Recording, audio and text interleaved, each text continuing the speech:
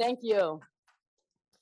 Today, I want to take you on a journey, an experience that brings us back in time so we can collectively move forward. That journey starts on July 10th, 1999, the day the United States women's national team faced off against China in the Women's World Cup final. I take you inside the storied Rose Bowl Stadium, where the thermometer reads 90 degrees Fahrenheit, 32 degrees Celsius, the heat equal to the pressure the US women faced the entire tournament. The game is a sellout, 90,000 spectators decked out in red, white, and blue, 40 million more tuning in from home. It would make it, at that time, the most watched soccer game, setting an international record for spectators in a women's sporting event. Now, after 90 minutes of sweaty, suspenseful soccer, the US and China are locked in a decisive penalty kick shootout. Only the most dramatic way to end a soccer game. I'm going to take you inside of that drama. The US and China both made their first 2 kicks. There are 5 kickers. We are on to our 3rd kicker for China. That is when my future teammate and friend, Brianna Scurry, the fearless goalkeeper for the US, steps into the net. As the Chinese player approaches to strike the ball, Bri comes off her line. She shifts to the left, and she launches into the air to deflect the ball outside of the post. The crowd erupts. Bri pumps her fists, lets out a scream, "Let's go! Let's go!" She knows she has given the US the edge. We are now on to our 3rd kicker for the US. Christine Lilly.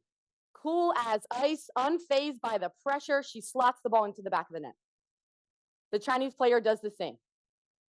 The next kicker for the US, none other than Mia Hamm, the greatest goal scorer on the planet, and the face of this team and a reluctant star. In very Mia fashion, she doesn't want to take a PK. And it wasn't until her assistant coach goes up to her and says, "Mia, you are the greatest goal scorer on the planet. You have to take a PK," that Mia began to believe that this was her moment. She runs up to the ball, strikes it, back of the net, goal US. The next Chinese player does the same. That means we are tied 4-4 in penalty kicks. And the US has their 5th and final shooter to win it all. Who would that shooter be? Brandi Chastain, the chosen one. Now keep in mind, Brandi Chastain had missed a PK against the same team, same goalkeeper only months before. But her coach believed in her with 1 catch. He asked Brandi to strike it with her left foot, her weaker foot, rather than her dominant right foot, to keep the Chinese goalie off balance. Brandi had never taken a PK in a game with her left foot until that moment. Brandi places the ball down. A hush falls over the crowd. She backs up 5 yards, fixes her ponytail, takes a deep breath, and coolly strides up to the ball, smashes it with that left foot. The ball rockets into the upper right corner. The crowd goes wild. Her teammates rush towards her. Brandi immediately rips off her shirt, drops to her knees, and flexes those beautiful muscles and 6-pack abs. And right there, in that sweat dripping, muscle flexing moment, the United States women's national team emphatically showed us what was possible. They gave us all permission to see the world and women differently. The tournament would go on to break records in terms of merchandise sales and television audiences. It was deemed a huge financial success. The players became overnight celebrities on late-night talk shows and news programs. But what many don't know is that originally FIFA, the world governing body of soccer, wanted to limit the tournament to smaller stadiums, afraid that the players would perform in empty arenas, unable to sell tickets. Julie Foudy, the captain of the team on the field and the leading voice for decades for pay disputes, said upon reflection, "Do you know how close we were to having this done safely? We could have easily said, don't take a risk. But instead, they took huge risks under immense pressure, playing in big stadiums, generating buzz, and practically selling tickets out of their back pockets. Because of these risks, and in spite of FIFA, the 1999 Women's World Cup final was a watershed moment for women's sports because of the cultural impact and the public interest generated. We are only talking about equal pay today because of the 99ers. The 99ers birthed a DNA strand that consistently demanded progress. They ushered in a generation of young girls who dared to dream. And I was one of those girls. In 1999, at 17 years old, I was one of the lucky youth soccer players invited to the White House to watch as President Bill Clinton honored the US women and their world championship. With my own eyes, I got to see Julie Foudy, Brittany Chastain, Mia Hamm, Brianna Scurry walk off that team bus and lift that trophy in front of their adoring fans. The image is burned into my brain because it was the first time in my life where I knew without a doubt in my mind that I could write my own story. I could write my own story. And that story included 16 years of being a professional soccer player. I became the first player in Washington Spirit history to have her jersey retired. And I became a member of the United States women's national team. I guess you could say my dreams came true. But that dream only paid $15,000 a year. It consisted of 2 failed professional leagues in the United States of America, a nomadic existence where I hopped around the world playing for 7 different teams in 5 different countries, constantly scrapping to compete with subpar resources and training facilities. That dream required me to house with host families, find side jobs to pay my bills. It was embarrassing. And honestly, in my career, equal pay wasn't even in my vocabulary. I just wanted to get paid. Something, anything, please. And while I was the exception in terms of my talent, I was the 1% of the 1%. I was like any other woman, severely underpaid in comparison to her male counterparts for doing the exact same job. The exact same job. What kind of message does that send? The more important question, how can a female athlete reach her full potential when she is deemed unessential? How can a female athlete reach her full potential when she is deemed unessential? And while I can look back and always wonder what if, I know I can look forward with certainty because our struggles built strength. Our challenges created change, big change, an explosion of women's sports.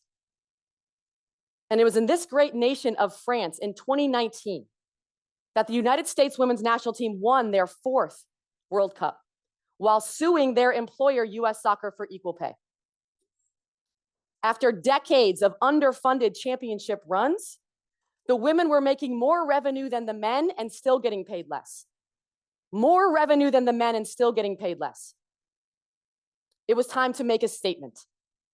So as Megan Rapinoe smashed in free kicks and celebrated with her arms wide, patented leap, they captivated our globe and demanded that we not look away. And as the confetti fell on that historic team, I can still hear the chants of equal pay ringing through that stadium in Lyon. Equal pay, equal pay, equal pay. It was an iconic moment that transcended sport and led to the passage of the Equal Pay Act, Equal Pay Team USA Act of 2023. And now in 2024, with gaining momentum and traction, we're in an unprecedented moment. Global revenues for women's elite sports will exceed $1 billion in 2024. a 300% increase since 2021. We had the first Olympics that we know that achieved complete gender parity. We have the highest valued women's sporting team on the planet at 250 million, Angel City FC. The 2024 NCAA women's basketball final made history by having more viewership than the men. And research shows that female athletes are the best and most effective brand influencers. I could go on. Records are cascading down like Caitlin Clark three-pointers. And history, or shall I say herstory, is being made on a daily basis. It is loud and clear. These athletes are more than just performers. They are marketing mavens, influencing culture and buying trends. They are rewriting the script on what it means to be a female athlete and inviting investors and fans along for the ride. To quote the famous Megan Rapinoe, when she said, "We aren't having a moment, we are the moment." We are the moment. And yet in 2024, with growing popularity and participation in women's sports, one glaring discrepancy still remains: the pay gap. Reports show that women athletes are still making significantly less than their male counterparts across almost all sports. This extends when they're playing in front of large audiences at the highest level and secure major sponsorships. That means the pay gap extends to prize money, sponsorships, endorsements, and media coverage. Currently, only 15% of media coverage is dedicated to the women. Visibility matters. Visibility matters. When women get less media coverage, it impacts their marketability, leading to less lucrative endorsement deals. The lack of investment in women's funding in women's team sports perpetuates the cycle of inequality. Let's think about it. When a women's team is given less funding, they have less access to training facilities, less opportunities to compete at the highest level. This not only affects their lifelong wealth, but how they show up on and off the field, sadly keeping the pay gap alive. How does a female athlete reach her full potential if she is deemed unessential? Closing that pay gap and making her essential, yes, it's about dollar signs, but it's more than that. It's about respect, recognition, and equality.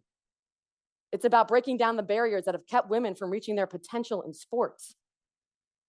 We are at a pivotal moment in history right now, where the conversation around pay equity is gaining momentum. But we need more than talk, we need action. So as fans, sponsors, endorsers, governing bodies, we all have a role to play to ensure the future of athletes don't have to fight the same battles. The legendary Ruth Bader Ginsburg once said, "Real change, enduring change happens one step at a time." One step at a time. And I will add in one person at a time, which leads to the next step in my journey. After retiring from professional soccer in 2019 and establishing myself as a leading voice for pay equity, social justice, and sports diplomacy, my wife and I decided to have a child in 2022. And when we learned that child would be a girl, our hearts exploded. Strength comes in numbers. She could be a torchbearer for equality, a beacon of light for humanity. And I'll never forget that day, January 4th, 2023, the day that our daughter Luna came into this world, and the day that my wife and I became moms, or as Luna calls me, her JoJo. And when I held her for that very first time and I stared into her beautiful blue eyes, I could see the blazed trails leading her forward. I could see hope. Because the reality is, if Luna chooses to play sports, she will have more opportunities than I could ever dream of. She can make more money than I did in my entire career. And she could be an active benefactor in the tidal wave of women's sports that was once a quiet pond. How cool is that? And to think, her JoJo fought, even in the slightest of ways, to create this new reality. Like so many women before me, I was never paid a living wage.